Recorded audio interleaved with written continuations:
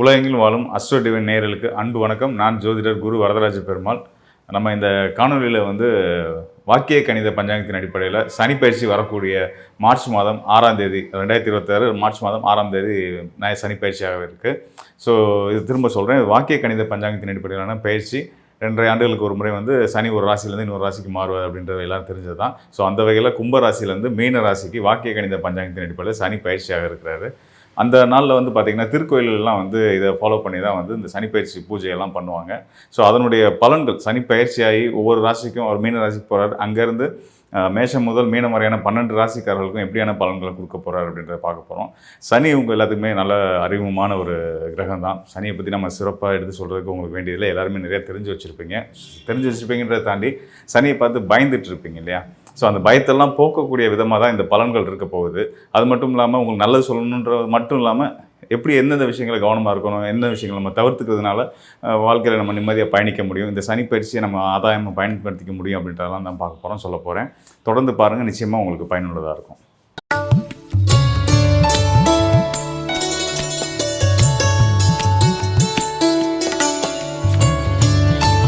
அன்பும் கருணையும் தெய்வ பக்தியும் கொண்ட துலா ராசிக்காரர்களுக்கு முக்கியமாக சொல்லணும்னா விட்டு கொடுக்குற மனப்பான்மை, தாராள மனப்பான்மை கொண்ட துலா ராசிக்காரர்களுக்கு இந்த சனிப்பயிற்சி மார்ச் 6ஆம் தேதி நடக்க இருக்கக்கூடிய வாக்கிய கணித பஞ்சாயத்தின் அடிப்படையில் நடக்க இருக்கக்கூடிய சனிப்பயிற்சி என்ன பலன்கள் கொடுக்க போகுதுன்னு பார்க்க போகிறோம். இந்த துலா ராசிக்காரர்கள்னு எடுத்துக்கிட்டிங்க அப்படின்னா அந்த துலா ராசியோட அதிபதி யாருன்னா முழு சுபகிரகமான சுக்கிரன் அசுர குருன்னு சொல்லுவாங்க. ஸோ இந்த துலா ராசிக்காரர்களுக்கு எல்லா நியாய தர்மங்களும் எது நல்லது கெட்டது அப்படின்ற விவரம் எல்லாமே நல்லா தெரியும். ஆனால் தெரிஞ்சும் ஏமாறக்கூடிய கண்ணை திறந்துகிட்டே திருட்டு கொடுக்கக்கூடிய ஒரு ராசிக்காரர்கள் யாருன்னா அந்த துலா ராசிக்காரர்கள் தான். அதாவது ஏமாந்துட்டாங்கன்ற அர்த்தம் கிடையாது அதுக்கு. சரி, நமக்கு வேண்டியவங்க தானே, நம்மளை ஏமாத்துறதுனால அவங்களுக்கு ஒரு சந்தோஷம் கிடைக்குன்னா சந்தோஷமாக இருந்துட்டு போட்டோம் அப்படின்ற எண்ணத்தை எடுத்துக்கக்கூடியவங்க, அப்படி பாசிட்டிவாக எடுத்துக்கக்கூடியவங்க தான் இந்த துலா ராசிக்காரர்கள். அதுக்கும் ஒரு அளவு இருக்குது. ரொம்ப அதிகமாக யாருக்கும் விட்டு கொடுத்து ஏமாந்து சங்கடப்படாதீங்க, அதை மட்டும் மாற்றிக்கிங்க, வாழ்க்கையில் சிறப்பாக இருக்கும்ன்ற நான் சொல்லிக்கிறேன். அதை தாண்டி இந்த சனியோட நிலை நம்ம அதை பார்க்கணும். கோச்சார அடிப்படையில், கோச்சாரம்ன்றது தற்கால கிரக நிலைகள். கோச்சார அடிப்படையில் இந்த கோச்சாரம்ன்றது தற்கால கிரக நிலைகள். உங்கள் ராசிக்கு சனி எங்கே இருக்கார், குரு எங்கே இருக்கார், ராகு எங்கே இருக்கார், ஆண்டு கிரகங்கள் எங்கே இருக்குது, ஏனைய கிரகங்கள் எங்கே இருக்குது அப்படின்ற வச்சு சொல்லக்கூடிய பலன் தான் இந்த பலன். ஸோ இந்த அடிப்படையில் உங்கள் ராசிக்கு யோகஸ்தானத்து அதிபதியாகவும், அதாவது 5ஆம் இடத்து அதிபதியாகவும் 4ஆம் இடத்து அதிபதியாகவும் வரக்கூடியவர் யாருன்னா சனி பகவான் தான். இந்த சனி பகவான் இப்போ எங்கே போகிறாருன்னா ராசிக்கு 6ஆம் இடத்துக்கு போகிறார். இந்த 4ஆம் இடம் அப்படின்றது வண்டி வாகனம், தாயார், நண்பர்கள் எல்லாத்தையும் குறிக்கக்கூடிய ஸ்தானம். உங்களோட சுகஸ்தானமும் அதுதான். மேலும் 5ஆம் இடம் பார்த்திங்கன்னா யோகஸ்தானம் குலதெய்வத்தை குறிக்கக்கூடிய ஸ்தானம், புத்திர பாக்கியங்களை குறிக்கக்கூடிய ஸ்தானம். உங்களுடைய மனோஸ்தானமும் 5ஆம் இடம் தான். இந்த 2 ஸ்தானத்துக்கும் 4 மற்றும் 5க்கு அதிபதியாக வரக்கூடிய சனி பகவான் ராசிக்கு 6ஆம் இடத்துக்கு போகிறாரு.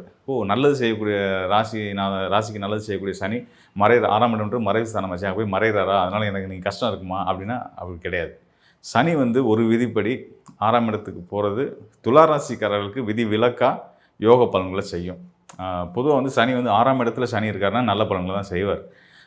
ஏன்னா அவர் அசுப கிரகமாக 6ஆம் இடம், 3ஆம் இடம், 11ஆம் இடங்களில் இருக்கும்போது உபஜய ராசிகள்னு சொல்லுவோம். இங்கே இருக்கும்போது நல்ல முறையில் உங்களுடைய எண்ணங்கள் எதுவும் அது வெற்றியாகிறதுக்கு மிக உறுதுணையாக கொடுக்கக்கூடியவராக சனி இருப்பார். ஸோ அந்த வகையில் உங்கள் ராசிக்கு யோகாதிபதியாக உங்களுடைய மிக நட்பு கிரகமாக வரக்கூடிய சனி பகவான் ராசிக்கு 6ஆம் இடத்துக்கு போகிறது மறைகிறதா எடுத்துக்கக்கூடாது. மறைவிடம் அப்படின்றது வெளி இடங்களை குறிக்கும். வெளி ஊர், வெளி மாநிலம், வெளிநாடு. அது நீர் ராசி, மீன ராசி. சனி அமரக்கூடிய அந்த ஸ்தானம் நீர் ராசின்றது மீன ராசி. வெளிநாட்டு பயணங்களை குறிக்கக்கூடிய ஸ்தானம். அப்போது வெளிநாட்டு தொடர்புகள் மூலயமா உங்களுக்கு நல்ல ஆதாயங்கள் வரப்போகுதுன்னு அர்த்தம். புது மனிதர்கள், அதாவது ஏற்கனவே நீங்கள் பழகின நண்பர்களை தாண்டி புதுசாக பழகக்கூடிய நண்பர்கள் மூலயமா உங்களுக்கு பல நல்ல ஆதாயங்கள் கிடைக்க போகுது அப்படின்றத உறுதியாக சொல்ல முடியும். அதை தான் சனி பகவான் உங்களுக்கு கொடுக்க போகிறார். சனி 6ல் மறைஞ்சு உங்களுக்கு சிறந்த யோகங்களை கொடுக்க போகிறார். மறைஞ்ச சனி நிறைஞ்ச யோகத்தை கொடுக்குறார் அப்படி சொல்லலாம். அது இதில் தாண்டி இன்னொரு முக்கியமான விஷயம் என்னென்னா, அந்த மே 26ஆம் தேதி சனி பயிற்சி ஆனதுலேருந்து ஒரு 60-65 நாளுக்கு அப்புறம் குரு பயிற்சி ஆகுது. குரு இப்போ துலா ராசிக்கு 3 மற்றும் 6ஆம் இடத்து அதிபதி பாக்கியஸ்தானமான 9ஆம் இடத்துல இருந்துகிட்டு இருக்காரு. அங்கேருந்து அவருடைய பார்வை கிடச்சிக்கிட்டு இருக்குது.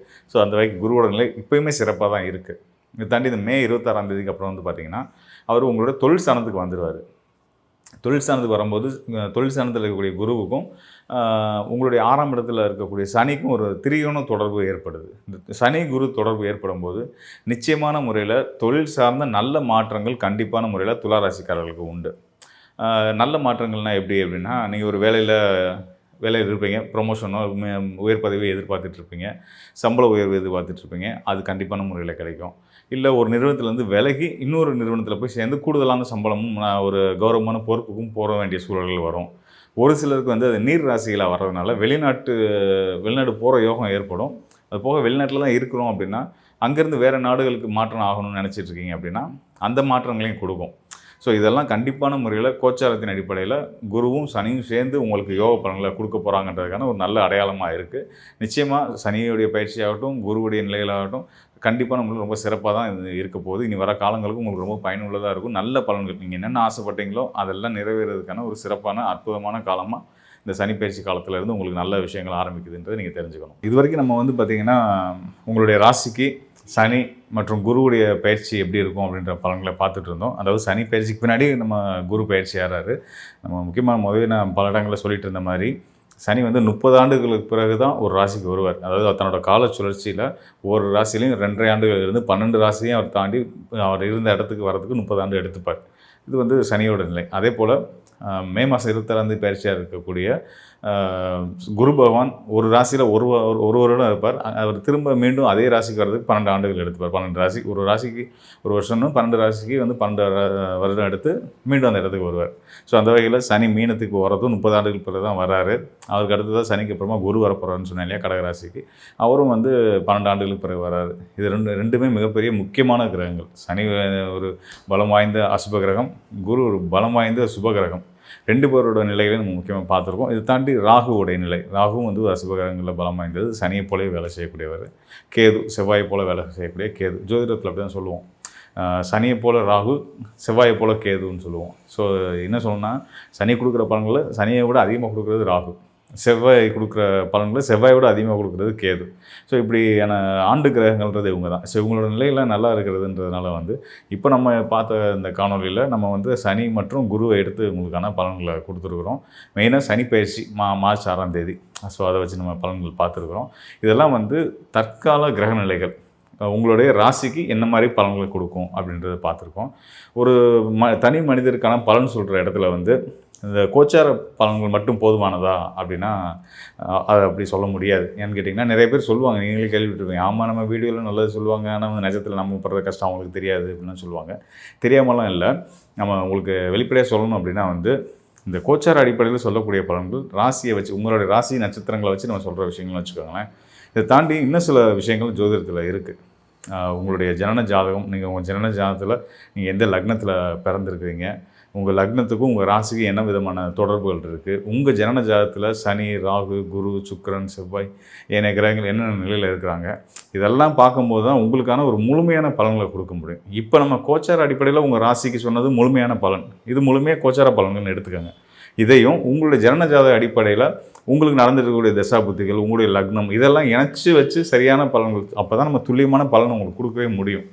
கோச்சார நிலையில் ஓரளவுக்கு நல்லா இருக்குன்றதே நீங்கள் சந்தோஷப்பட வேண்டிய விஷயந்தான். அதனால் வந்து உங்களுக்கு குழப்பம் வேண்டியதில்லை. என்னடா சொல்கிறாங்க வேறு ஒன்று நடக்குது அப்படின்னா உங்களுக்கு டக்குன்னு நீங்கள் யோசிக்காங்க. உங்கள் ஜாதகத்தோடு வந்து டிஸ்பிளேல இருக்க நம்பருக்கு கூப்பிடுங்க. இல்லை உங்களுக்கு தெரிஞ்ச நண்பர்கள்ட்ட, ஜோதிடர்கள்ட்ட நீங்கள் கலந்து பேசிக்கிங்க, தப்பு கிடையாது. என்கிட்ட தான் பார்க்கணுன்ற கட்டாயம் கிடையாது.